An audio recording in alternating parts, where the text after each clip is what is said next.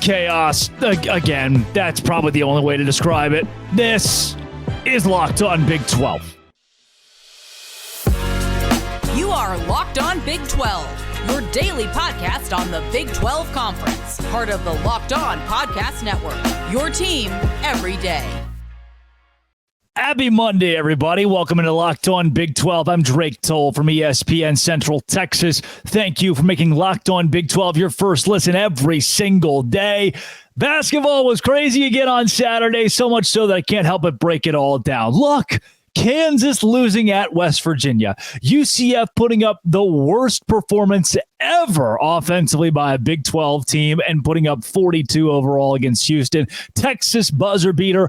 OU winning on the road. Iowa State doing the exact same. BYU with the greatest collapse of all time. And then Kansas State barely sneaks by Oklahoma State in a game where the officials were questionable at the very end. Now, look, I want to start right there.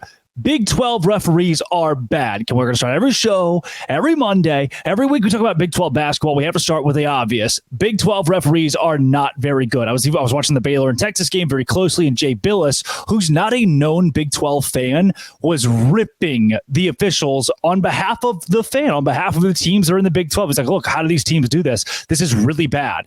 I can't help but agree. Will it ever change? I don't know. It frustrates me. Whose job is this?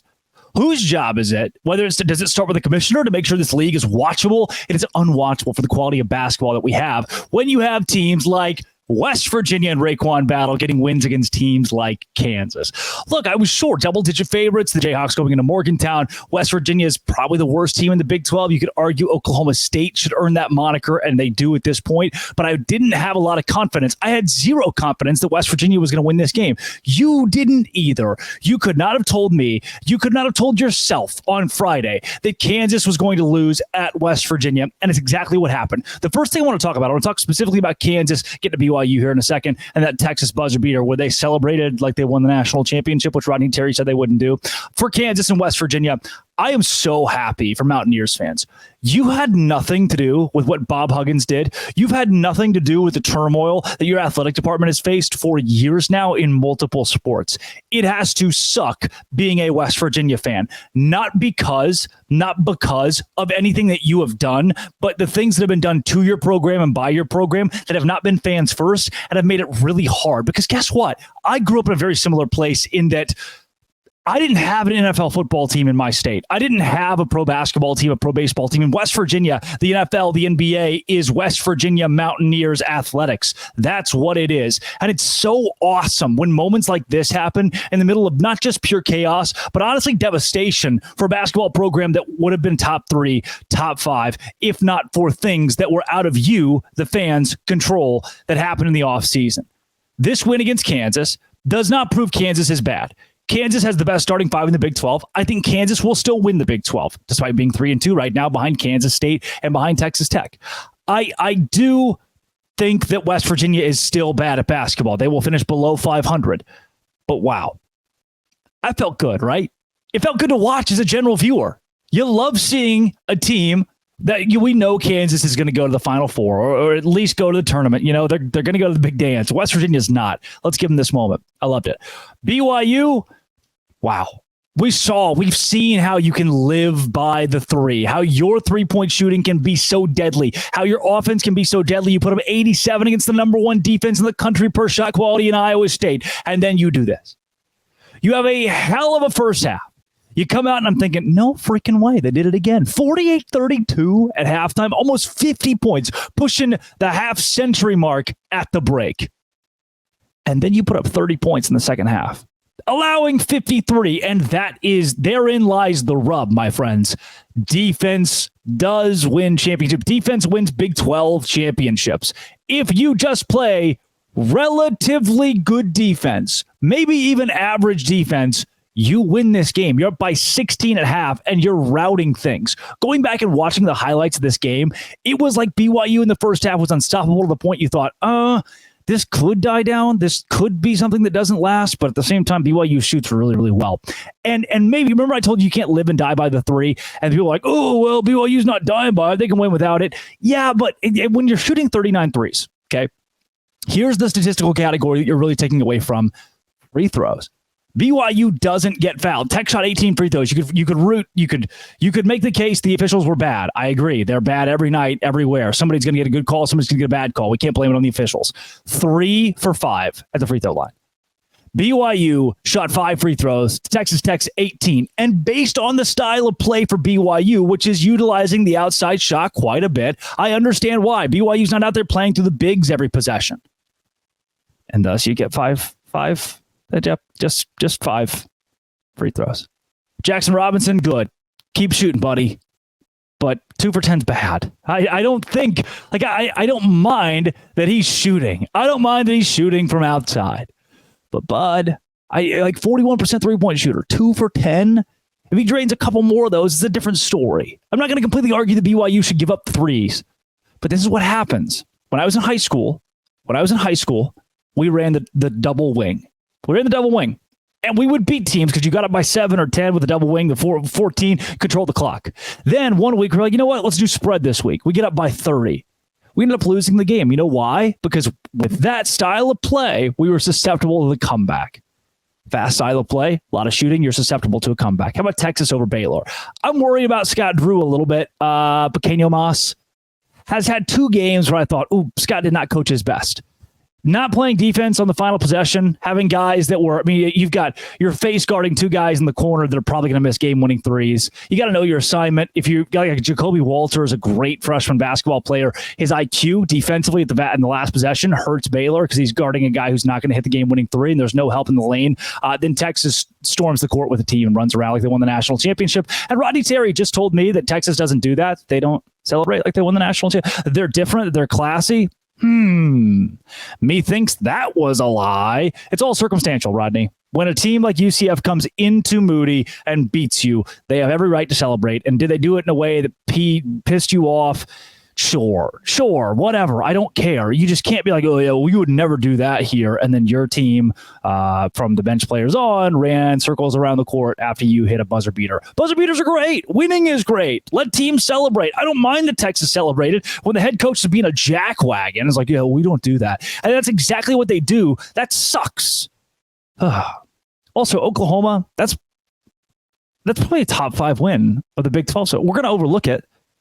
But going on the road, anybody that goes on the road and wins is big. But the way that Oklahoma did it, they finished on the road against a Cincinnati team that's good.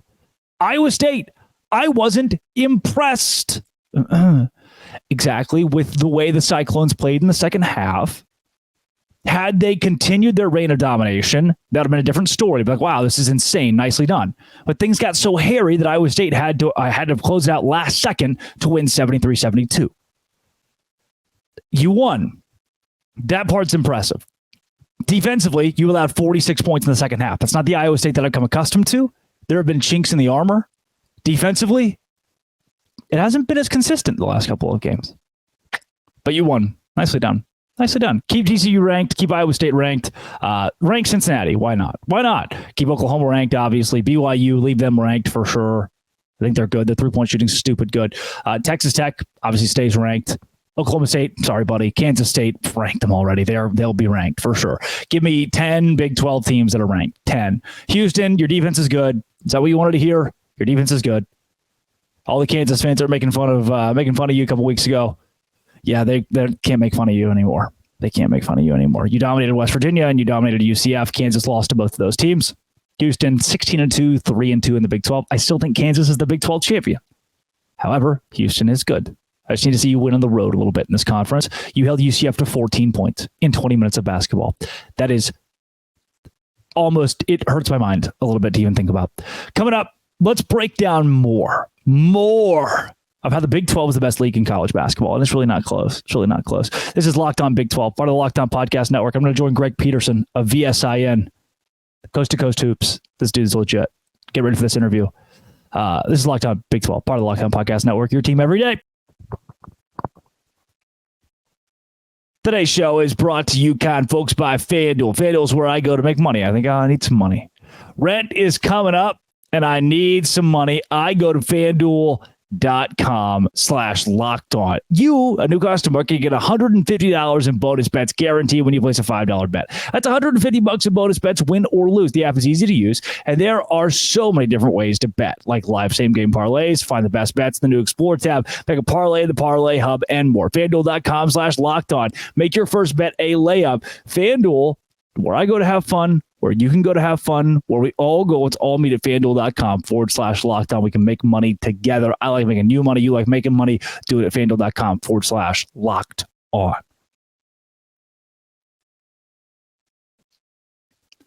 Greg, great to be here. If there's one thing I love talking about, it is basketball in the best conference in America as well. So happy to join and give a little Big 12 flair today. Absolutely. And Drake, I do need to get your thoughts on what we've seen in the first few weeks of the Big 12, because my biggest takeaway is that home court advantage, while it always means a ton in the Big 12, there's no question about it. It feels like it just has amplified in how much it does truly mean, just because with the travel being a bit more spread out, with teams having to go to the state of Florida, having to travel out to Utah to play BYU, I do think that now it's even tougher to win on the road in the Big 12 than it was before, which was already a very daunting task. Yeah, it's the toughest conference to win on the road in far and away. Not only is the hardest conference in general, but you look at if I go to DePaul, and I think the Big East is still the second best conference in college basketball, especially with St. John's and how much better they've gotten. But if I go to DePaul, I'm not that worried. If I go to West Virginia, as we saw with Kansas 91-85 loss, I'm worried. If I go to Gallagher-Iba in Stillwater, Oklahoma, we saw Baylor struggle there a couple of weeks back, and it seems like Oklahoma State's still giving people fits at home or on the road. You saw 70-66. They could have and maybe should have won the game against Kansas State late. You look at a UCF who also knocked off Kansas at home. What you're seeing, a lot of teams that are better. A lot of teams that are better will go on the road, play an inferior opponent at their place. I still think Kansas is better than UCF. I know Kansas is better than West Virginia, but they lost by virtue of the fact that this road gauntlet in the Big 12 is awful. It's tough to win. And honestly, Greg, to say that, you still have to count yourself blessed when you win as the home team, because the amount of close games that we've seen in Big 12 play. I'll pick on a team like Texas. That win against Baylor at home was massive, because now they have Oklahoma, BYU, Houston, TCU, and Iowa State on the docket. They move into the first week of February with 5 ranked games, 3 of those coming on the road as well. You don't get a break. At home or on the road, you don't get a break, but especially on a night where you're not in your own gymnasium, it's tough to win. Yeah, it certainly is tough to win, and I feel like the Big 12, out of all the conferences, they've got the fewest amount of breaks as well, because in the Big 10, even though it is a relatively brutal conference to win on the road in as well, we have seen some of these teams like a Penn State, even though they've won a few games, it's been a little bit up and down for them. Mm-hmm. You mentioned it out there in the Big East. I mean, DePaul right now, George Mikan is rolling over in his grave watching what we are seeing there. That is clearly the worst team in that conference. But even though there is, in my opinion, a clear bottom team in the Big 12, and that would be West Virginia. Not sure how their Tuesday game turned out against Central Florida as we record this. They're a team that's starting to rise up, and if they could get Jesse Edwards back in the fold, that could be one of the toughest, shall we say, bottom dwellers out there in all of these power conferences in general, just because with this West Virginia team, they still have a really good home court advantage, even though they're visibly down this year. Yeah, that's one thing that you can never count West Virginia out for, and that is the home court advantage, because the passion of the fan base.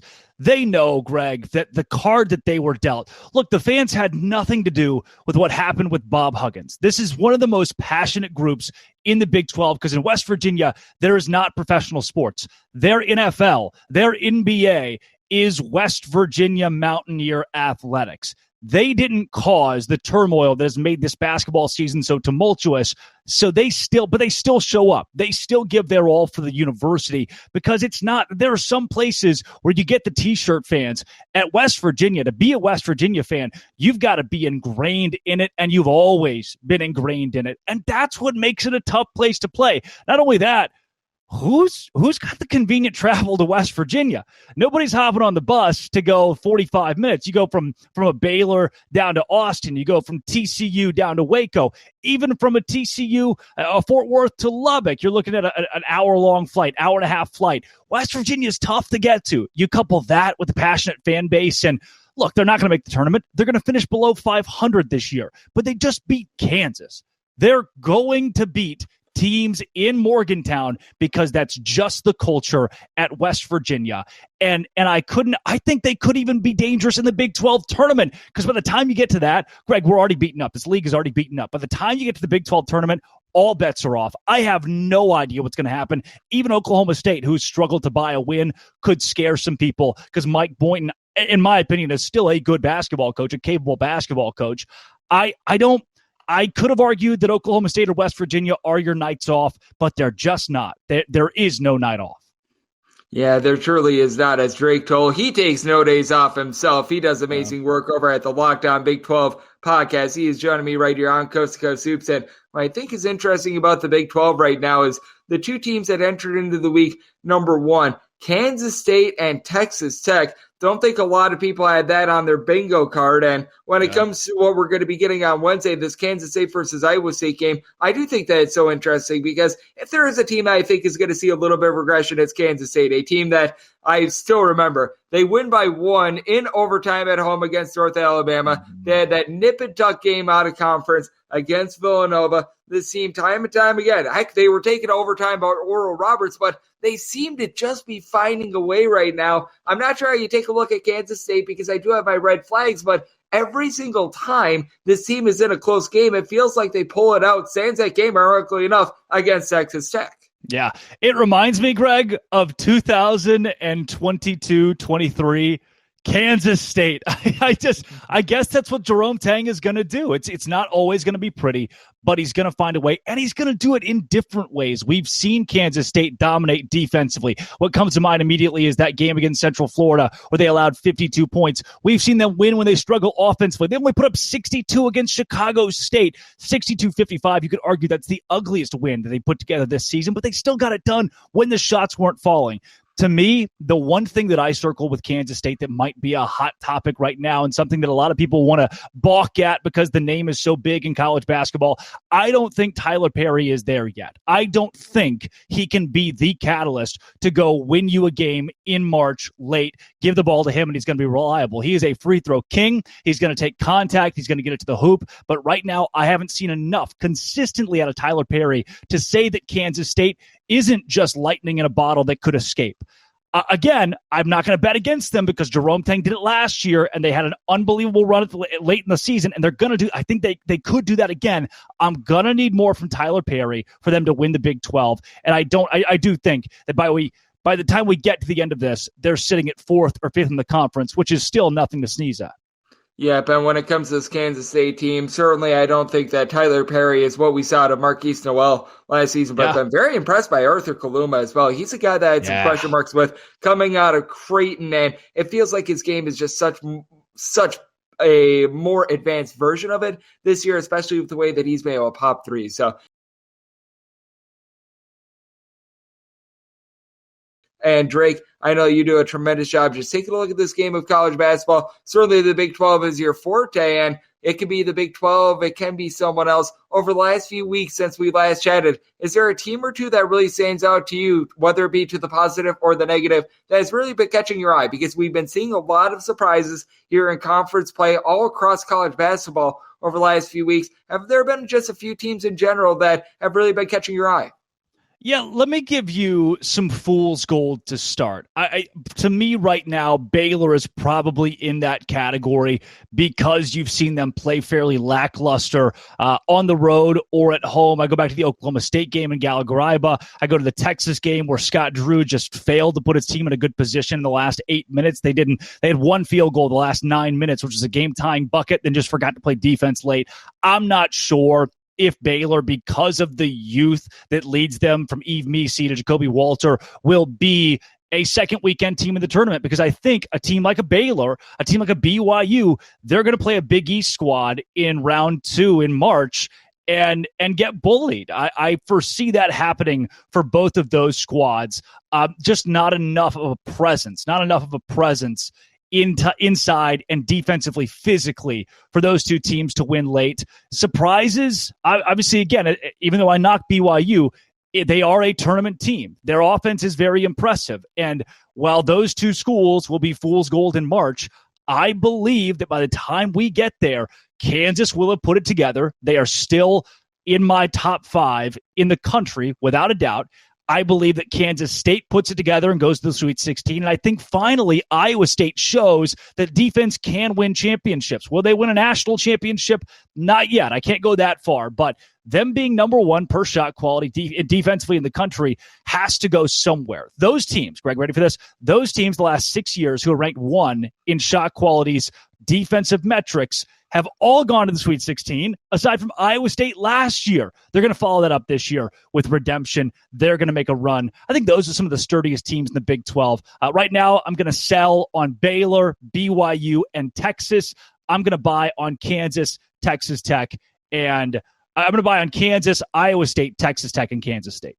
Yep, I like all those teams, and I'm so glad that you brought up Kansas as well, because I think what we all know about Kansas is that this team has a really good, I'm going to call it Big Four. KJ Adams has been solid for them. We all know about Hunter Dickinson, Kevin McCullough. Would like to see a little bit more offense from DeJuan Harris, but he's one of the best point guards in all of college basketball. I think the one question I have right now with Kansas is who's going to be those number 5 and number 6 guys between the likes of Nicholas Timberlake, Johnny Furphy, perhaps that's going to be a Parker Brown, guys like that to be able to step up, because this team has a really, really good base. I feel like they just need that one guy to step up, give them like 8 points, a few boards, maybe a 3 or 2 off the bench to really elevate them into that Final Four, which a lot of people are expecting that they're going to be able to reach.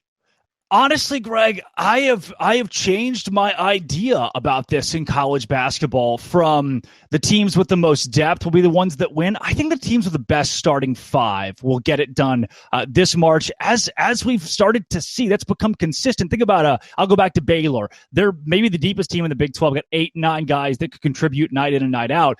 But if that starting 5 is not as elite as a Kansas, if that starting 5 can't go toe-to-toe or can't beat a Texas, then how much can you give me? Look, if you've got 8 guys that are all great, that's awesome, but you can't put 8 guys on the floor at the same time. And a lot of these teams are conditioned well enough. All of them, the Big 12, are conditioned well enough. By the time they get to March, that starting 5 can give you the bulk of what you need to go win. And Kansas has the best starting 5 in the conference, and it's not very close. From DeJuan Harris, who leads the league in assists, to Hunter Dickinson, who leads the league in rebounding, to Kevin McCullough Jr., who leads the league in scoring. They have 3 different guys at the top of the main 3 categories in the conference. That is good. And they're going to be rewarded with that, with a conference championship at the end of the regular season and with a trip to the Final Four this year, because their starting 5 is that good. And you're right. They could use a 5th, a 6th, a 7th guy to come in and be an impact defensively, a spark offensively. But to me, in the end, as long as that starting 5 stays healthy, it is elite enough to push them to the finish line. Yep, the top-end talent, it is certainly there with Kansas, and this is a man that is at the top of the top as well. Drake, you do absolutely tremendous work with the Locked On Big 12 podcast. I know you're doing amazing work taking a look at this game that we all know and love of college basketball, so let the good people at home know what's all on tap for you and how people can follow along on social media and other platforms. Yeah, so I am on the cusp of announcing a new job. I've moved to the East Coast and found a new little home this week. So you can go at Drake C. Toll on Twitter, at Locked On Big 12, where I will stay on the podcast realm. I'll be doing some day job stuff, a very exciting new day job that I've got. Would love for you to find out with me later on this week. That's at Drake C. Toll on Twitter. And Greg, always a pleasure. Always great to be able to get Drake aboard. He does an amazing job over at the Big 12, at the Locked On Big 12 podcast. And every single time he joins this podcast, he lends amazing insight. So, wasn't that beautiful? Greg's a good dude. I like that guy. Go check his stuff out. Tomorrow, let's draft Big 12 teams. This is weird and funky. I'm going to draft with Robbie Triano the teams that will win long-term in the Big 12. Who would you take number 1? Team that will win long-term in the Big 12. We'll figure out who I pick and who Robbie picks. This has been and always will be. I love you guys. Ever told you that? Locked On. Thanks for making your first listen every single day. Dose Grande.